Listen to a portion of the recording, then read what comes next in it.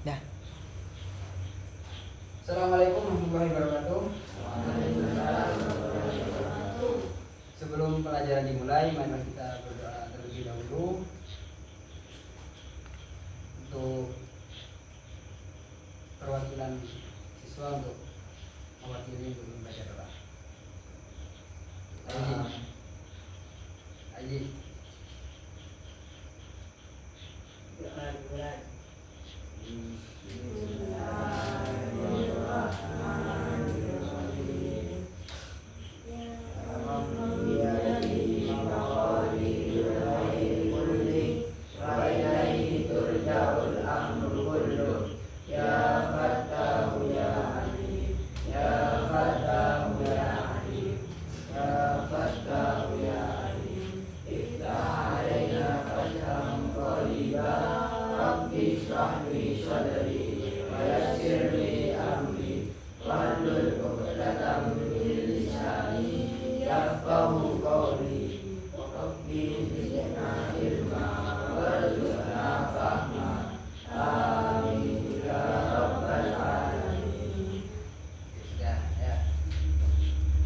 Kita lanjut materi yang kemarin ya. Sekarang buka di halaman 114 ya. Coba dia maju bareng-bareng di sana ya. Itu adalah interaksi budaya pada masa kerajaan Islam. Coba lihat ya. Peta perdagangan perlayaran Asia di atas tuh ada ya, ada petanya di sana ya. Bahwasanya sebelum agama Islam itu ada di Indonesia ya, sebelum agama Islam itu berada di Indonesia, titik pelayaran orang luar ya, sudah masuk di Indonesia dalam sistem perdagangan. Paham? Maksudnya sebelum ada agama Islam di sini di Indonesia, sistem perdagangan itu sudah melewati Asia Barat dan Asia Timur ya. Itu sudah ada. Sebelum agama Islam itu ada, sistem perdagangan itu sudah ada di dalam negara Indonesia. Nah, terus perdagangan melalui pelayaran ya, karena tidak ada suatu transportasi sebagai alat untuk perdagangan di masa itu, maka alat yang diperuntukkan untuk perdagangan itu adalah kapal laut atau dalam sistemnya adalah sistem pelayaran. Ingat, sebelum agama Islam itu hadir di Indonesia, itu sudah ada ya, sudah ada orang bangsawan yang masuk ke negara Indonesia itu banyak ya.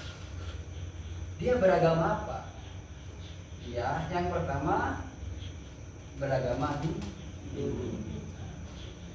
Paling banyak itu adalah agama Hindu yang memasuki daerah pelayaran Indonesia sebagai alat untuk perdagangan. Di dalam sistem perdagangan tersebut ya, coba dibaca itu halaman 111 ya. Itu masuk bukan hanya sebagai dia hanya membeli saja lalu pulang, tidak. Tetapi di dalam sistem perdagangan tersebut dia bangsawan itu sampai menetap di Indonesia dan mendirikan kerajaan. Ya. Sebelum memasuki ranah yang ke sana, kita bahas yang di sini dulu ya. Yang mana orang yang memiliki sistem perdagangan di masa itu, dia untuk bukan hanya berdampak pada bidang ekonomi saja ya. Bukan hanya buat transaksi saja. Misal saya ke Surabaya bukan hanya membeli dan menjual saja, tapi dia itu menetap ya. Dia menetap, dia memproduksi, bahkan ya, misal saya punya produksi di daerah Jember lalu dikirim ke Surabaya, sama di dalam sistem pelayaran pada era tersebut ya. Misal dikirimkan dari India ya ke Indonesia, orang bangsawan tersebut tidak lagi membawa barangnya dari India ke Indonesia, tapi malah memproduksinya di Indonesia. Paham gak nih? Sistem perdagangan itu bukan hanya berdampak pada bidang ekonomi saja, tapi pada bidang pekerjaannya juga, geopolitiknya juga ya. Terus para musafir tidak hanya berniat untuk melakukan perdagangan dalam pelayaran tersebut. Sebagian mereka adalah para penuntut ilmu dan penyebar agama. Maka dari itu sebelum agama Islam itu ada, ya, kok bisa ada banyak agama di daerah Indonesia ini, beragam agama? Karena dari sistem perdagangan, ini itu timbulnya banyak agama yang berbeda-beda itu adalah salah satunya dalam sistem perdagangan itu. Banyak orang asing yang masuk ke Indonesia, banyak orang luar yang masuk ke Indonesia. Akhirnya dia menetap di Indonesia sampai punya keluarga. Karena pernah enggak dengar dari keluarga bangsawan? Pernah kan? Ya, itu adalah keluarga yang mungkin, ya bukan mungkin, memang realitanya 100% punya keturunan dari orang luar. Kok bisa? Itu dari sistem perdagangan yang dahulunya seperti itu. Ingat, ya. Bagaimana penyebaran agama Islam di Indonesia? Ini bab yang nomor 2. Ya. Dan banyak juga para pedagang, ya, para pedagang itu yang ke Indonesia itu untuk menuntut ilmu. Nah, di sini seperti dicontohkan bahwasanya musafir itu bukan hanya berdagang saja, ya. Karena memang yang di Nabi itu menganjurkan kita harus berdagang. Kerjanya Nabi itu berdagang, ya. Maka para musafir pada era zaman itu melakukan perdagangan dan selain itu menuntut ilmu. Ingat, ya. Bagaimana perkembangan agama dan kebudayaan Islam di Indonesia itu perkembangannya bahwasannya sebelum agama Islam itu masuk di Indonesia sudah lebih dulu ada agama-agama yang masuk ke dalam Indonesia. Ya. Dari jalur manakah dia? Dari jalur laut.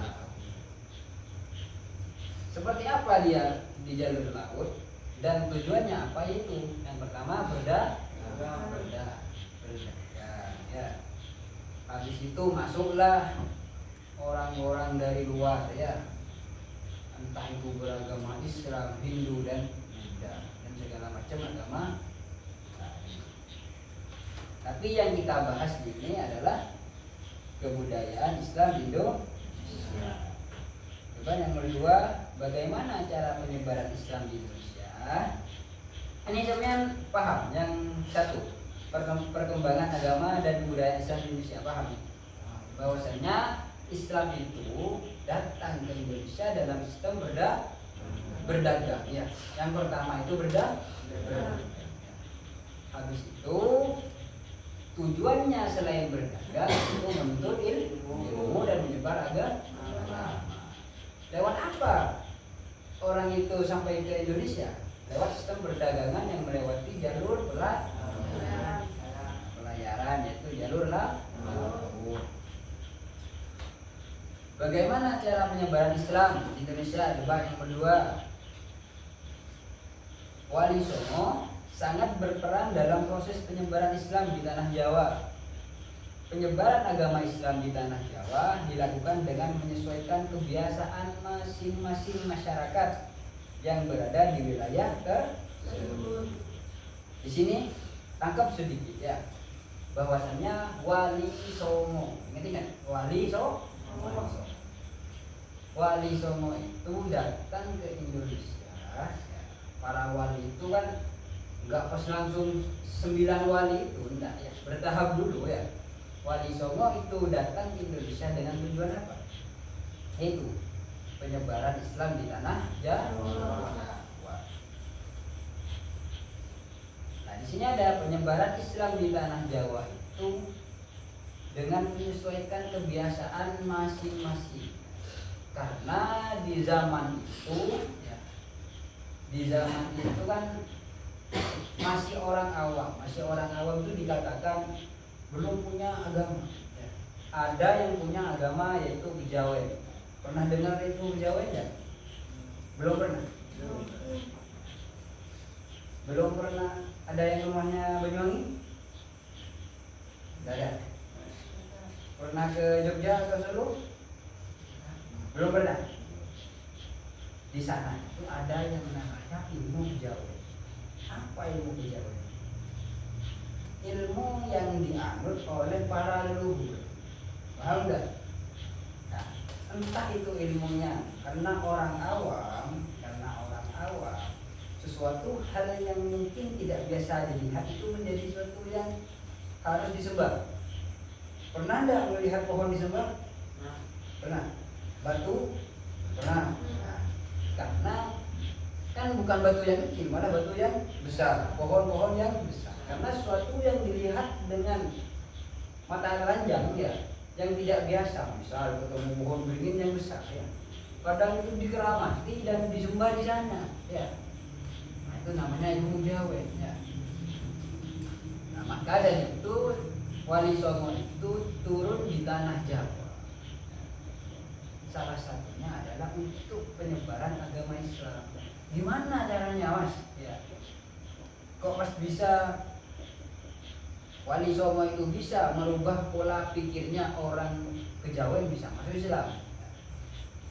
Pernah dengar ceritanya Sunan Kalijogo? Pernah. Pernah enggak? Pernah. Yang mana? Wayang. Hah? Wayang. Gini, Sunan Kalijogo itu ditugaskan dalam sistem penyebaran agama Islam itu di daerah yang benar-benar kental dengan kesakralannya.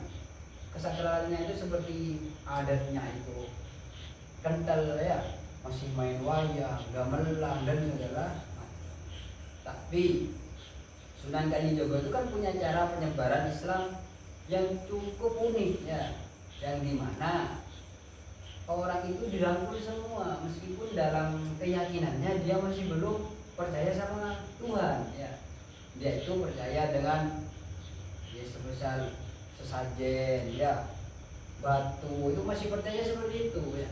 Tapi dengan masuknya Sunan Kalijogo di sana, maka di setiap ada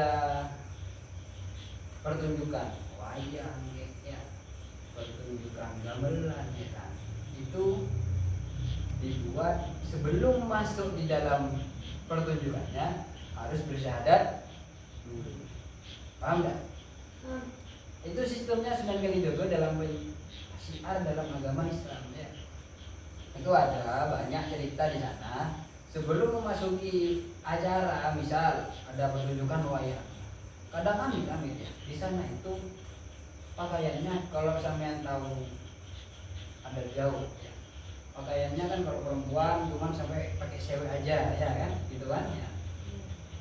Jadi sana seperti itu ya. Tapi dengan syarat sebelum masuk harus bersahadat.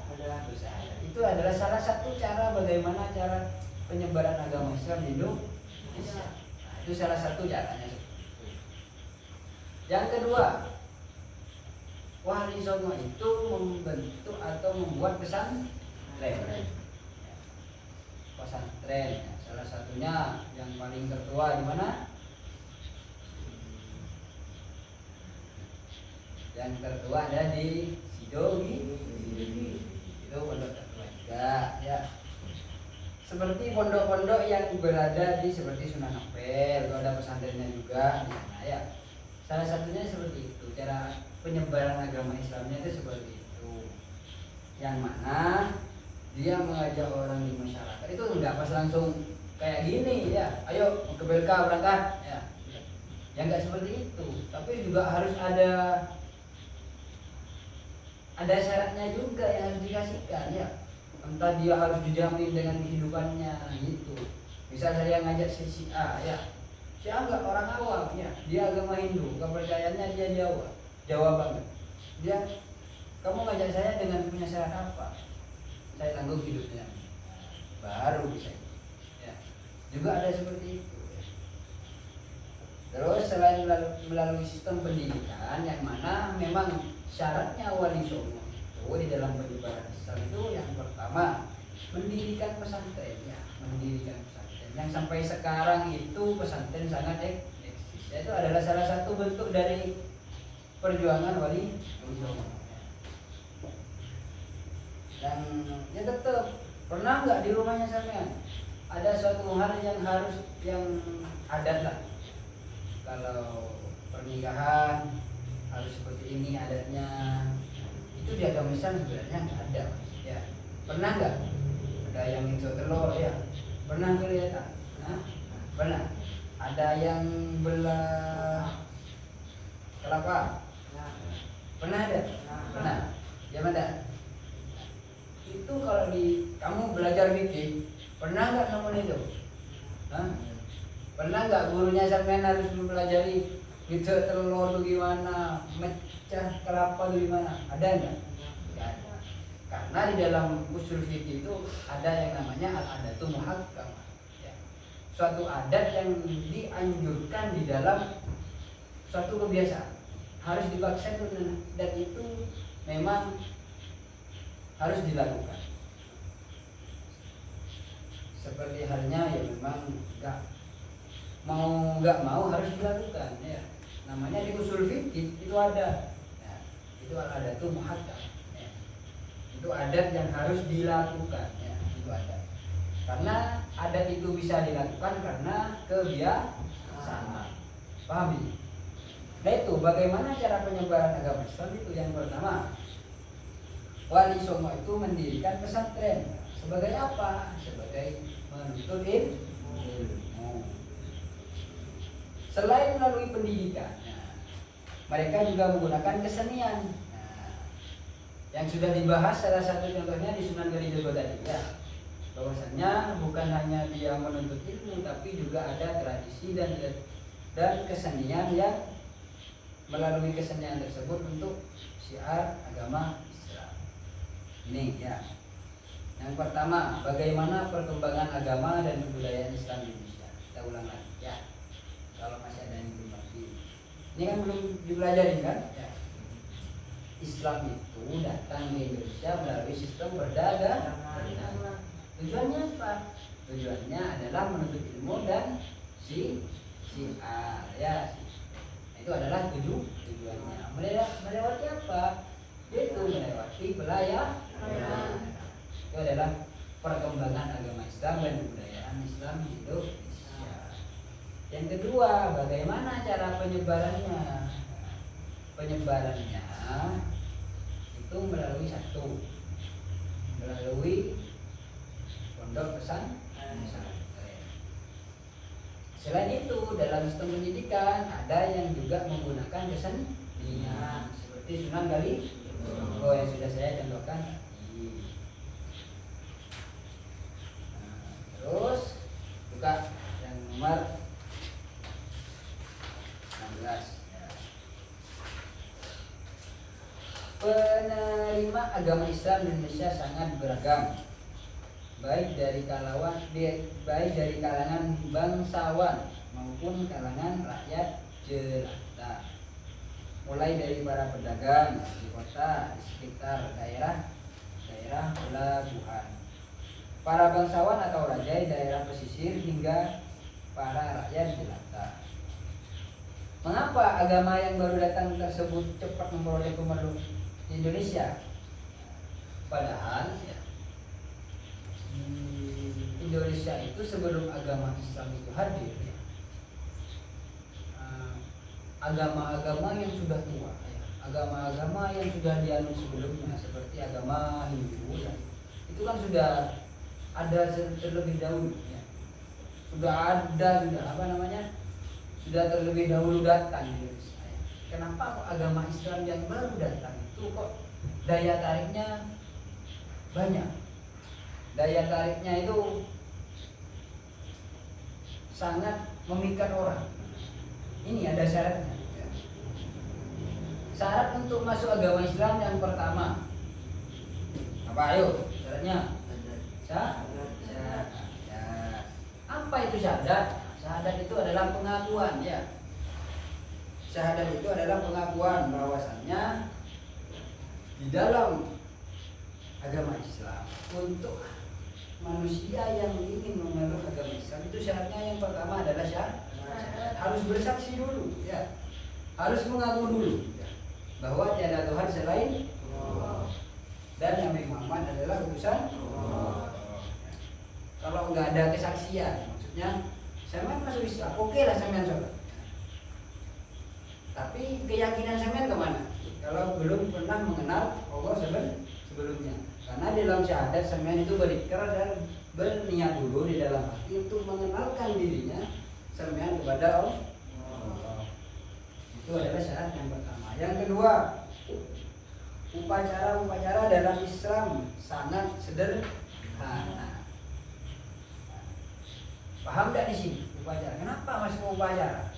Upacara seperti apa? Bukan upacara bendera, bukan ya. Yang dimaksud upacara itu upacara dalam hal agama, ya. Ya mohon maaf sebenarnya. Kalau di dalam agama Islam paling acaranya ya Maulid, ya benar. Isra Mi'raj, Arba, tahu Arba? Tahu enggak? Ada Jawa apa Madura? Apa namanya? Koncenan itu apa namanya? Mulai berkatan itu apa namanya? Misal malam Jumat manis itu apa namanya? Akhiran karena orang mati, ya. Apa biasanya? Kan ada arisan, ya, selamatan, ya. Nah itu upacara-upacara seperti itu yang dimaksud dalam syarat. Kenapa kok banyak daya tarik agama Islam di Indonesia itu kok banyak yang tertarik? Salah satunya itu karena di dalam setiap upacaranya itu sederhana. Belum pernah ke Bali nggak? Ada yang pernah? Nah, sebenarnya kalau pergi ke luar kota yang mungkin notabene itu agamanya berbeda. Sebenarnya juga jangan cuma mencari suatu kesenangan saja. Misal ke Bali cuma pengen foto, ya, ke Pandawa, ya. Sebenarnya itu lihat upacaranya orang Hindu itu seperti apa. Dia setiap waktu, ya, itu ada waktunya. Orang Hindu itu sholatnya 3 pagi, ya, siang, zuhur itu, sama maghrib. Jadi pas itu dalam artian waktunya itu pas. Misal subuh ya, adanya jam 4 ya. Habis itu langsung adanya orang Hindu. Beneran ini. Karena kalau di channel TV di Bali itu subuh habis adzan subuh itu langsung channel Bali ya. Adzan itu adzannya orang Hindu juga. Kalau tidak percaya. Habis itu di siang juga, di siang jam 12 habis zuhur, pas habis zuhur baru adzannya orang Bali. Habis itu maghrib. Bojong maghrib ya, kalau orang Islam ajilah adzan. Sudah adzan di channel TV siar semua. Karena Bali itu punya channel sendiri, Bali TV ya. Trans 7 Bali gitu. Jadi misal ada channel TV ya, di atas itu Trans 7 itu ada tulisannya Bali di bawahnya. Nanti setiap waktu itu ada adanya orang Bali, ada orang Hindu. Tapi yang saya ambil dari sana bahwasanya upacara dalam agama Islam itu sangat sederhana memang. Karena kalau cuma orang Islam upacaranya itu sederhana, tidak ada yang mewah. Ya. Maksudnya masih bisa dilakukan meskipun orang tidak punya. Ya kan? Misal bukan upacara, Maulid. Nah, ya. Kalau upacara kan terlalu baku kan ya. Maulid ya. Upacara itu kan dalam dikatakan upacara itu bukan ibadah ya. Upacara itu adalah melakukan sesuatu di hari-hari tertentu. Paham ya? Melakukan sesuatu di hari-hari tertentu. Seperti upacara semen di hari Senin, tidak kira semen melakukan upacara di hari Selasa. Ya. Kalau orang Hindu setiap mau sholat itu harus bawa makanan. Upacara. Ya. Itu sekaligus ibadah dan sekaligus upacaranya. Itu upacara itu 3 hari. Itu berarti 1 hari 3 kali itu ada sholatnya, ada upacaranya. Kalau orang Hindu itu kalau melakukan upacara itu besar-besaran.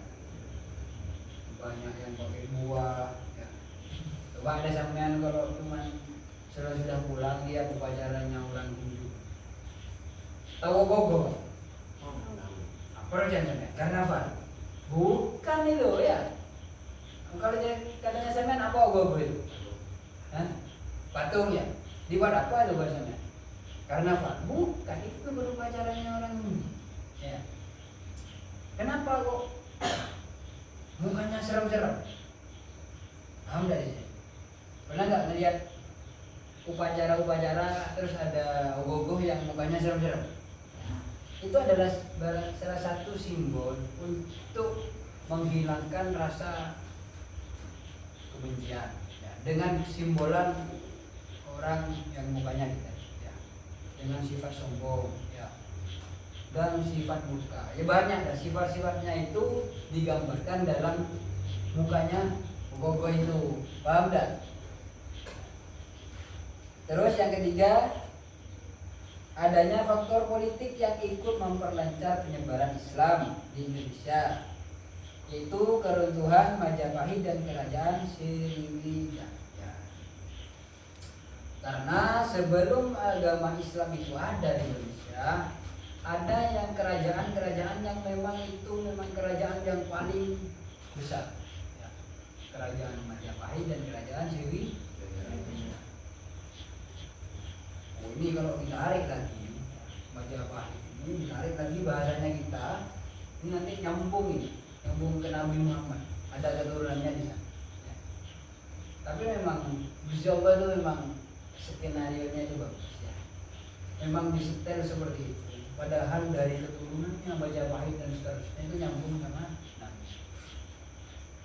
Maka di dalam sistem itu ada namanya faktor politik. Maksudnya gini ya, misal yang menguasai wilayah Jember Haji ya, misalkan kerajaannya Haji yang pegang ya, dengan prajuritnya dan segala macam. Kerajaan Surabaya Kevin ya, Madura Hendra Pangkerapan kan ya, Hendra ini megang wilayah Madura, Kevin Surabaya. Nah, ini runtuh perang ya, entah itu perang antara Kevin sama Hendra atau sama Haji ya. Itu perang di sana untuk merebutkan wilayah. Akhirnya sama-sama runtuh. Yang namanya skenario itu bagus ya. Memang dibuat seperti itu. Semuanya ini runtuh, gagal. Yang namanya kerajaan Majapahit dan kerajaan Sriwijaya ini runtuh semua. Nah, di sana ada sistem namanya geopolitik, faktor politik yang dimana kekuasaannya ini sudah nggak ada, lengkap ya, bagi semua. Prajuritnya mati, semuanya anggotanya mati, ini mati semua. Yang cuma ada agama Islam ya. Agama kerajaan Majapahit dan kerajaan Sriwijaya itu kerajaannya agamanya Hindu ya. Otomatis kalau perang umatnya ikut semua pada ya ikut. Misal agama Islam ya, perang melawan orang pasti umatnya ikut semua kan. Ini kerajaan Majapahit dan kerajaan Sriwijaya ini runtuh karena akibat dari peperangan, sehingga habis sudah, nggak ada umatnya sama sekali. Akhirnya kalau sudah ketuanya hilang, pasti umatnya kan sudah mencarat ya benar, umatnya sudah kemana-mana. Akhirnya penyebar Islam itu masuk dengan lancar, dia menyebarkan agama Islam. Akhirnya dia menganut agama Islam karena sudah tidak ada ketuanya sudah habis semua ya. Sudah nggak ada yang disepuhkan di sana, nggak ada rajanya. Kalau sudah nggak ada rajanya, umatnya habis semua ya. Terus yang nomor 4, agama Islam tidak mengenal sistem kasta. Paham nggak sistem kasta? Apa sistem kasta?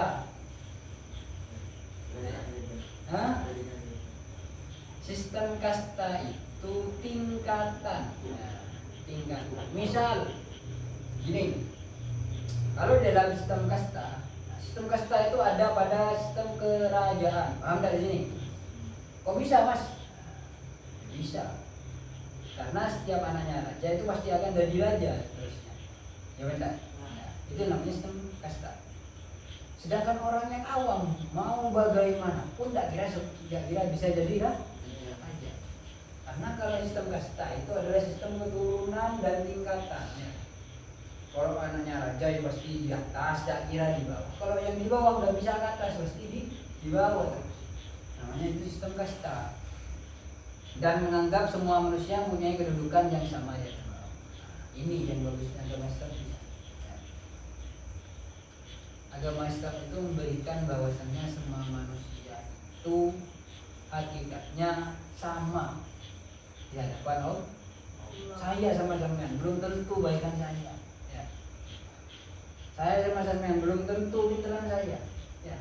Sampean belajarnya setiap hari saya. Ini belum tentu. Tapi di hadapan Allah kita sama. Maka janganlah kita punya rasa sombong. Misal sudah pinter banget ya. Aku iso, sedangkan ada yang lain masih belum bisa. Maka jangan pernah merasa sombong. Ingat ingat, jangan pernah merasa sombong. Sama itu sama di hadapan Allah itu sama. Enggak ada bedanya. Kita manusia yang tak luput dengan salah dan dosa. Yang nomor 5, proses penyebaran agama Islam di Indonesia itu dilakukan secara damai tanpa kekerasan. Ya. Di Indonesia ya, di Indonesia. Jadi kan penyebaran agama Islam di Indonesia itu dilakukan secara damai. Ingat-ingat dalam kutip Indonesia. Kalau dalam kutip misal masih zamannya Nabi, itu perang di perang Mongkung, di perang Domodin ya. Kalau di dalam Indonesia itu enggak ada perang ya. Untuk dalam penyebaran agama Islam itu tidak ada perang ya. Itu pendekatannya melalui budaya, seperti saya yang dicontohkan tadi ya, di dalam Sunan Kalijogo itu kan budaya adat ya, seperti wayang itu kan salah satu budaya yang disesuaikan dengan adat dan tradisi bangsa Indonesia. Bahwasannya kalau agama Islam murni. Kenapa sampean kok pakai songkok putih dan hitam? Ayo, kok pakai baju seperti ini? Kalau di orang Arab pakai enggak kayak gini? Hah? Kalau memang agama Islam dari kebudayaan Islam murni ya, tidak ada yang pakai sarung. Semuanya gamis. Semuanya putih pada surbanan. Bagaimana surbanan? Indra coba. Indra juga. Ya, kan nggak menyesuaikan di dalam bangsa ini kan nggak bisa ya. Terlihat aneh ya.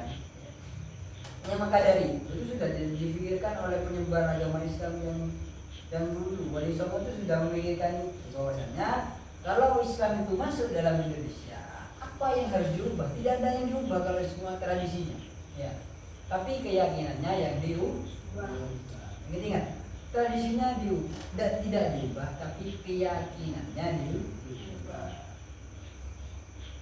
Kalau memang agama Islam itu merubah segalanya, asurbanan kepina, jubah, ya. Pasti pakai jubah semua. Karena kalau orang Arab asli sana memang pakainya jubah, ya. Kalau orang Indonesia enggak, ada yang pakai belangko, ada yang pakai sarung. Itu adalah salah satu tradisi yang tidak bisa diganti. Seperti halnya yang sudah dibahas dalam usul fikih itu ada, kaidah usul fikih itu ada. Salah satunya itu al-adatu muhakkam, suatu adat yang tidak bisa diubah karena suatu kebiasaan. Adapun jalur yang digunakan dalam penyebaran agama Islam, ingat yang pertama syarat masuk Islam itu adalah mudah, tidak harus bayar. Kalau saya masuk Kristen pasti ada baptis, ya. Dimasuk agama Hindu, sampean juga harus masuk pura dan segala macam harus bayar dengan saja. Itu caranya orang masuk agama, ya. Di orang Hindu, orang Kristen. Kalau agama Islam, kamu bersyahadat di sini. Sudah pernah bersyahadat belum? Berapa kali? Tadi sudah bersyahadat belum? Belum, tak bocor. Ya, kan syahadat juga ada di.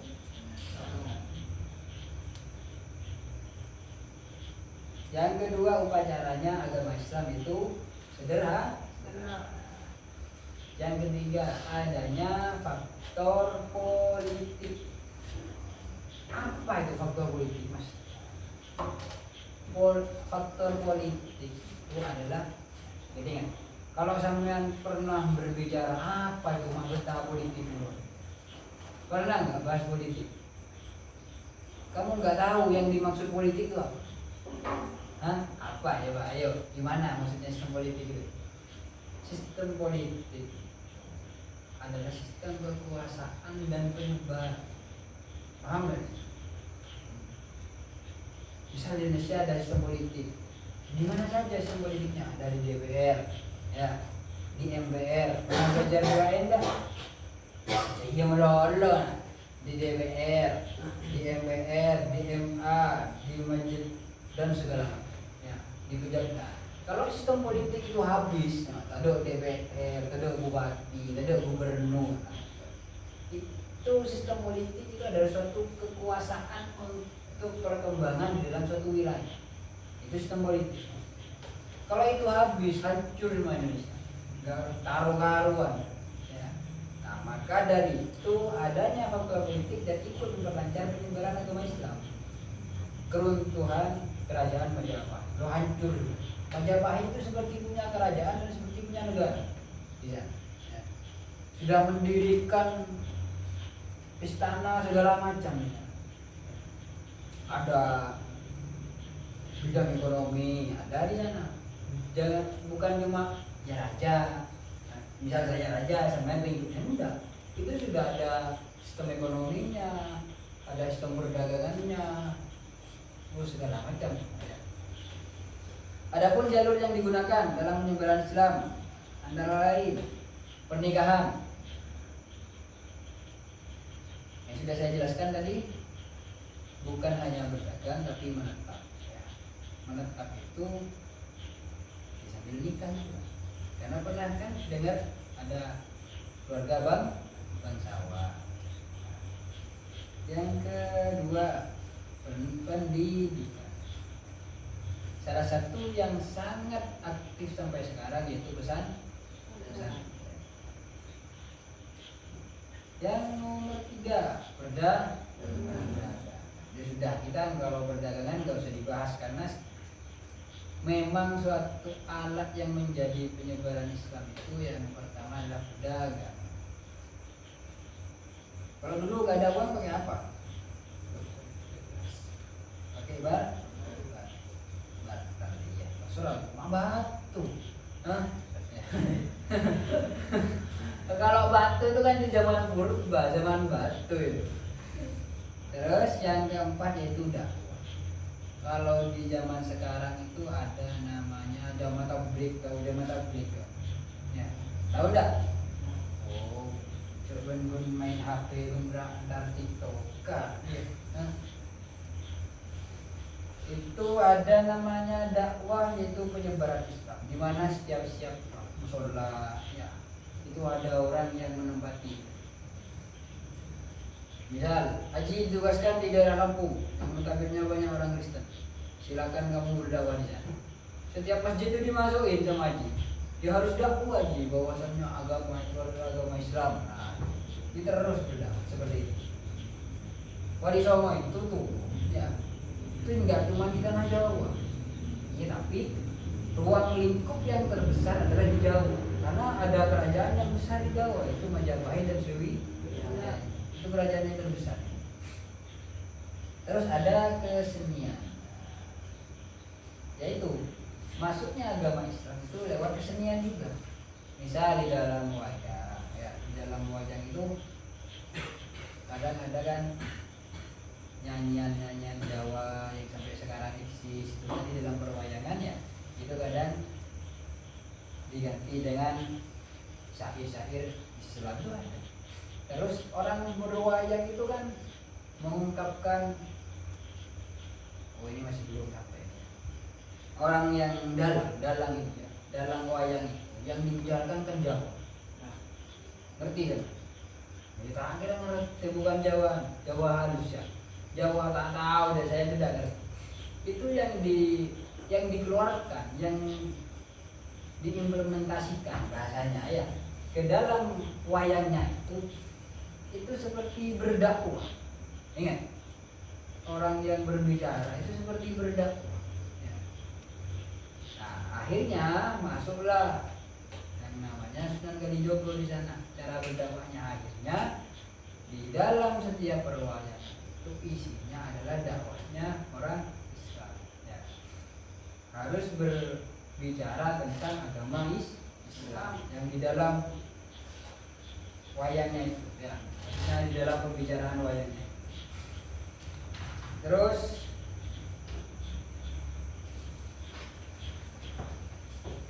yang nomor 3, bagaimana bentuk interaksi budaya pengaruh Islam di Indonesia. Ini kan ada gambar di 119. Itu adalah salah satu masjid tertua. Salah satunya masjid tertua yang dibangun pada tahun 1479. Masjid apa itu? Masjid Demak. Itu adalah salah satu bentuk bahwasannya agama Islam itu sudah ada pada tahun itu. Ya. Misalkan ada orang yang bertanya, emang iya agama Islam itu sudah datangnya dahulu? Apa iya memang orang Islam itu datangnya sudah pada tahun seperti itu? Ya, ini adalah bukti bahwasannya agama Islam itu sudah ada pada tahun 1479. Nah, sudah pernah ke Demak? Tak kira pernah. Ya, belum. Yang pertama, ini yang pertama ya. Bagaimana bentuk interaksi budaya? Bentuk interaksi budaya itu ngerti, maksud interaksi budaya itu ngerti. Bagaimana bentuk interaksi budaya pengaruh Islam di Nusantara? Maksudnya bagaimana orang Islam itu menyesuaikan kebudayaan Islam kebudayaan orang Indonesia yang sudah ada dengan orang Islam yang baru masuk. Interaksinya itu bagaimana sehingga tidak ada suatu perselisihan antara orang yang non Islam dan Islam ya. Nah, begini deh. Misalnya ini orang Hindu ya. Saya ini penyebar orang Islam ya. Gimana sekiranya Haji tidak marah ke saya karena saya menyebarkan agama Islam ke Haji. Ya, itu adalah suatu interaksi budaya. Misal agamanya Hindu, ya, budayanya seperti itu. Tapi saya enggak merusak budayanya Haji, cuma merusak keyakinannya. Ingat tadi. Ya, orang Islam itu masuk ke Indonesia itu bukan merubah budayanya, tapi merubah keyakinan. Perubahan masyarakat masa Islam dalam aspek geografi. Tahu aspek geografi apa? Apa? Apa aspek geografi? Pada masa perkembangan Islam Indonesia, kondisi geografis Indonesia semakin banyak mengalami perubahan. Pertumbuhan kerajaan pada masa Hindu-Buddha seiring dengan percepatan pertumbuhan persebaran penduduk di seluruh Nusantara, kondisi Nusantara juga semakin ramai oleh berbagai aktivitas pelayaran dunia. Yang pertama, Indonesia sebagai silang lalu lintas dunia. Diperhatikan pada gambar 216. Peta tersebut menggambarkan jalur pelayaran ya. Yang ada namanya Laksamana Muslim yang disebut dengan Laksamana Chingho. Sudah dengar Laksamana Chingho? Belum. Pada masa perkembangan Islam sekitar abad ke-15, rute tersebut menggambarkan hubungan dekat antara berbagai kawasan pada masa perkembangan Islam.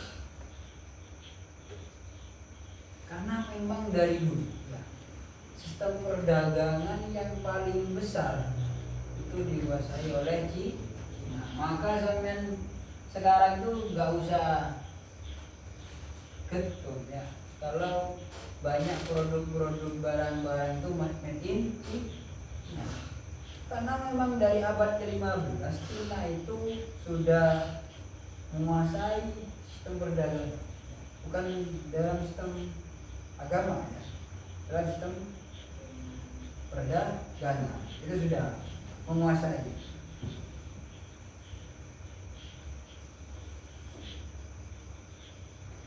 Yang kedua, pertumbuhan kota-kota pesisir ya. Salah satu yang terbesar dalam sistem pelayaran dan perdagangan. Kamu kalau tahu ke Tanjung Perak, siapa tahu Tanjung Perak di sini? Ada sih tahu nih? Gak ada. Tanjung Peraknya adanya di Surabaya. Ya. Di Surabaya itu ada namanya Tanjung Perak. Di mana di sana pinggiran itu adalah pesisir kota-kota besar dan sistem perdagangan terbesar juga. Misal sampean mau ke Papua, ya, di Surabaya. Dalam sistem pelayaran ya.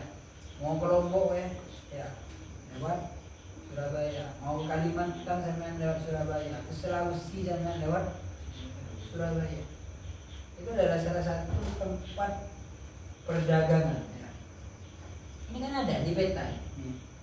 Kalau sampean ada di peta ini yang halaman 121 di dekat Gresik ini ya, Gresik. Nah, ini yang kuning ini ya. Ada yang kuning dekat Gresik ini di peta. Ada Gresik kan? Nah, ini namanya Pelabuhan Tanjung Perak.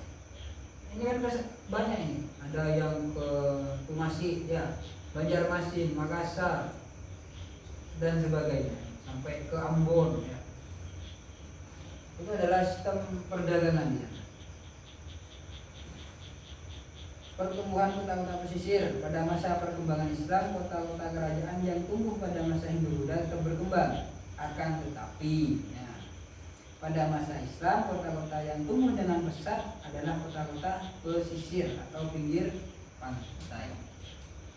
Bahwasanya kenapa di dalam masa Hindu-Buddha kok kota-kota yang berkembang itu ada di pesisir pantai semua? Kenapa kok dikatakan aspek geografi? Aspek geografi itu adalah aspek wilayah. Paham tidak? Geografi. Kalau berkata geografi itu adalah wilayah.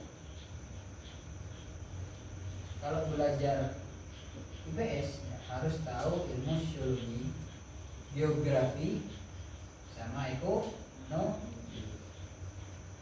Kenapa ini? Fungsinya di sini. Kalau saya berbicara tentang geografi, berarti saya berbicara tentang wilayah. Ya. Tapi kalau berbicara tentang ekonomi, saya berbicara tentang bagaimana perdagangan masuk ke dalam Indonesia melalui sistem pelayaran. Itu dalam sistem ekonomi. Kalau saya berbicara tentang aspek sosiologi, maka saya berbicara tentang bagaimana interaksi sosial antara umat Hindu dan umat Islam, sehingga ada yang namanya bentuk interaksi budaya pengaruh Islam di Indonesia. Ini masuk dalam sistem sosio. Paham nggak di sini? Mungkin tak kira paham ya? Ya, nanti kalau sudah sampai masuk ke kelas SMA, pasti kita bertemu dengan sistem sosiologi, yaitu sosiologi, geografi dan ekonomi. Itu satu ilmu yang sangat tidak bisa dipisahkan. Ya. Sama seperti ilmu nahwu dan sorok. Ya. Yang ketiga, pertumbuhan jumlah penduduk. Kalau saya berbicara pertumbuhan wilayah penduduk, berarti saya berbicara tentang geografi. Wilayah penduduk, perkembangan wilayah dan segala macam garis khatulistiwa itu masuk dalam geografi. Iklim musim itu masuk dalam geografi. Pertumbuhan penduduk yang cepat pada masa Islam bukan hanya disebabkan oleh angka kelahiran dan kematian, melainkan juga terjadinya migrasi. Tahu migrasi tidak? Perpindahan penduduk ke wilayah satu. satu dan wilayah yang lain. Itu migrasi. Perpindahan penduduk dari luar negeri maupun ke luar negeri terjadi pada masa Islam. Misal Haji pindah dari sini ke Amerika, namanya migrasi.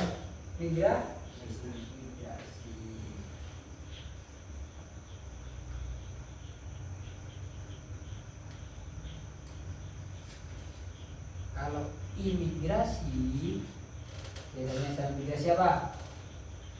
Yo, kalian tahu?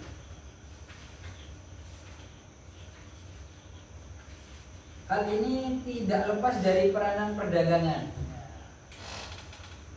dan penyebaran agama Islam dan perkembangan ilmu, pengetahuan dan teknologi.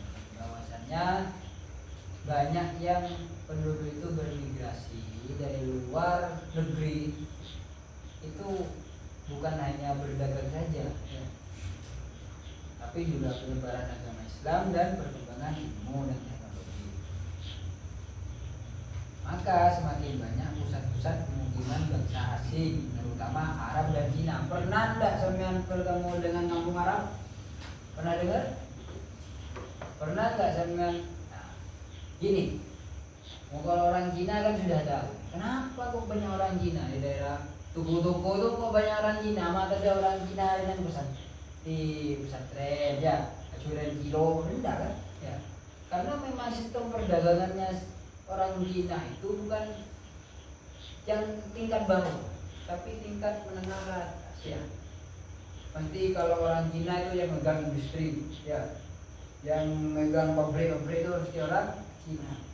Karena memang dari abad ke-15 itu sudah mayoritas yang memegang produksi dan perdagangan itu adalah orang Cina. Ya, maka sampai saat ini kalau di toko-toko itu kebanyakan orang Cina atau orang Islam? Orang Cina. Mesti kuku-kuku ya. Itu adalah salah satu bentuk bagaimana penyebaran agama Islam itu salah satu bentuknya itu orang Cina itu. Pengaruhnya itu seperti itu. Maka banyak dulu itu kan memang banyak orang luar yang masuk Indonesia, itu salah satu bentuknya ya orang Cina dalam sistem perdagangan. Terus pemanfaatan lahan. Hubungan dengan luar negeri yang semakin pesat mendorong pertumbuhan kota-kota pantai di berbagai wilayah Indonesia. Kamu dapat mengamati pusat-pusat perkembangan kerajaan Islam di Indonesia, sebagian besar di pesisir pantai. Ya. Sebagian di pesisir pantai. Kamu kalau ke Sunan Ampel, jaraknya ke laut mungkin cuma 5 kilo. Di Gresik pun juga. Nanti kelas berapa ya? Bukan. Di Tuban ya gitu. Wali Songo banyak mendirikan tempat tinggalnya di pinggir-pinggir pantai. Kenapa enggak di tengah? Mada di Jember? Ayo. Kenapa? Oh enggak di kayak di Malang. Karena jauh dari pantai. Apa fungsinya? Itu tadi. Buat tempat pelayaran ya, tempat singgah, karena memang pusatnya dalam sistem perdagangan itu ada di pelayaran. Sampai sekarang kalau sampean tahu ya, ada namanya pabrik kapal terbesar yang sampai sekarang itu menguasai dunia ya. Itu sebagai alat untuk mengirim barang yang namanya kapalnya ya, itu namanya Evergreen. Ada namanya kapal Evergreen, itu adalah salah satu bentuk bahwasannya sistem perdagangan di laut itu memang besar ya. Ada namanya kapal Evergreen, itu berasal dari luar negeri, lupa saya. Bahwasannya sistem ekonomi terbesar itu ada di dalam pelayaran. Terus pemanfaatan lahan, bahwasanya lahan yang berada di pesisir pantai itu pasti besar ya, pasti kota-kotanya kota besar, Surabaya ya, Jakarta pinggir pantai. Jakarta itu kalau sampean tahu di petanya, Jakarta itu pinggir pantai ya. Terus Banjarmasin ya, itu kotanya kota besar di pinggir pantai. Terus migrasi yang terjadi semenjak masa peraksaan dan Hindu-Buddha, terus berlanjut pada masa kerajaan Islam di Indonesia. Semakin banyak masyarakat dunia yang datang di Indonesia seperti Asia Timur dan Asia Barat bahkan Eropa. Itu adalah salah satu bentuk perubahan aspek geografi ya. Maksudnya dalam aspek geografi itu, di dalam sistem migrasi itu banyak orang luar yang masuk ke dalam Indonesia itu mengubah kultur, budaya, wilayah dan segala macamnya. Itu adalah aspek geografi. Ya sudah, mungkin itu saja yang bisa saya jelaskan.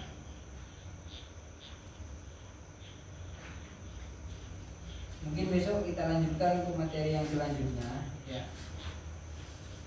Semoga apa yang kita dapatkan pada hari ini menjadi ilmu yang bermanfaat dan barokah. Cukup sekian dari saya.